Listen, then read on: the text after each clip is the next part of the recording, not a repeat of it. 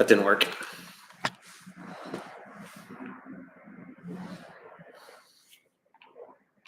Trying to get it to be nice and level. There we go. Something was off. Maybe it's still off. Well, welcome back to the Stoic Dad. It's been a little bit. Just wanted to do a quick update early this morning. A lot has happened in the intervening month or so, but one of the main things is that I've overcome a lot of the frustration in the night helping with the baby. Now, more recently, that's really been helped by our son sleeping through the night. So, and then, that's one way to not suffer from anger anymore, is for the difficulty to go away. That can't be our general solution, though sometimes you can set things up in such a way that that's no longer an issue. If you know when you get angry and why, you can change the logistics, and that can be one of the pieces of a solution. If it's in your control, after all, that's part of Stoicism. But a lot of my anger has shifted towards my older son, who's 5. For our purposes, I was going to call him Linus. So we've got Linus, Lucy, and Woodstock. So, and that anger is a little bit more complex than just, I want to be asleep right now. It's hard to deal with an infant. That's more, I remember hitting and harming my younger sister when I was about his age. And when I see him do so, I get pretty enraged unless I have some perspective.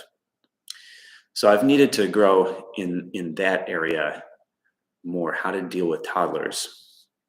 And one of the books that I've read recently is Hunt, Gather, Parent, which I plugged a little bit ago, and I've linked in the description below. It's been one of the most influential and just life-changing books that I've read. Not that it has, in one fell swoop, changed me, but over the course of a couple months now, and hope that continues, I've reset some of my habits and reactions. The basic gist of the book is that parents in Western countries are weird in that the sense the sociologists talk about of Western, educated, industrialized, I forget the rest, but that around the world, other cultures, there's been a universal way of parenting that had been passed down, and now it's been lost in the West. Everywhere, many other places, it's retained, apart from as Western influence comes and changes things. So it's a bit of a noble savage sort of perspective, but that has a long history in philosophy, and apparently it's accurate in the case of parenting. So what's been very exciting about that is a lot of how I've felt about toddlers appears to be part of weird parenting. Part of which is, I have to examine this, but that we take the idea of parenting so seriously, but then we make it too hard for ourselves, and we end up in these combative relationships with our kids. Whereas the ancient hunter-gatherer sort of way with kids, part of it assumed that you were just going about life and the kids were there. Parenting wasn't full child-centric focus on the kid. That's incompatible with doing, say, white-collar computer work. That my child can't sit alongside me as I write an essay, for example. It just doesn't really work. But there were specific techniques that are talked about in this book, ways that engage a kid's imagination, or that are just more sensitive to how children work. Some of them are as simple as, when a child has a tantrum, don't get in a battle with them. instead just ignore it and wait for it to pass. But also, the central portion of the book is about the Inuits and how they never become angry. And Michaeline Duclef, if I'm saying her name properly, who writes this book, is copying what a previous anthropologist wrote back in the 60s, Never in Anger, about the Inuits and their parenting. And it's very remarkable that that anthropologist went to the Inuits to study something else, like their spirituality. But what she noticed was their parenting. And so she wrote a whole book about that called Never in Anger.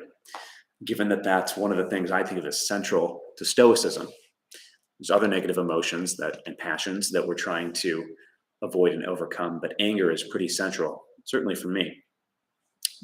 This is very informative, and what's most helpful is the idea of a different perspective about kids. To almost quote the book,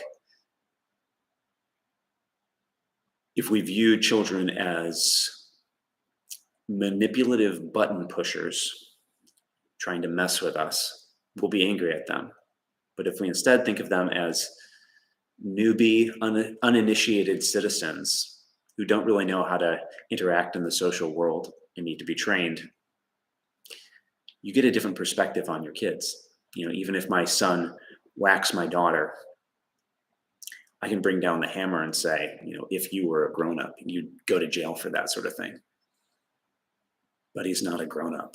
So instead I could say, that's not how we react when someone takes our toy, and show them another way. But one of these crucial techniques is simply just to step back and observe when something's going wrong.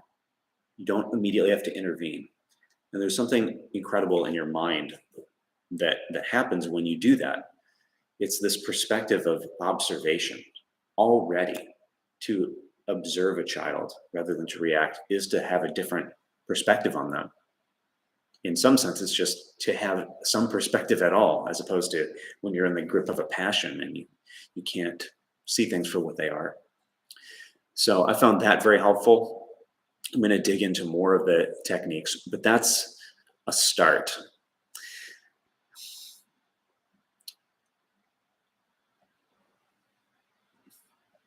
One of the last things I'll mention is the idea of just enjoying one's kids. It's one thing to be a Stoic dad. It'd be another, I think, say the next step to become an Epicurean dad, one who just enjoys life with children, and perhaps by regulating how much I'm with them and how much I'm apart from them. But I'm really hoping to move in that direction. And knowing your limits is pretty important for that. So that's on the horizon. But hey, there's an update. I'll post some short clips from this and try to get the message out about being a Stoic dad.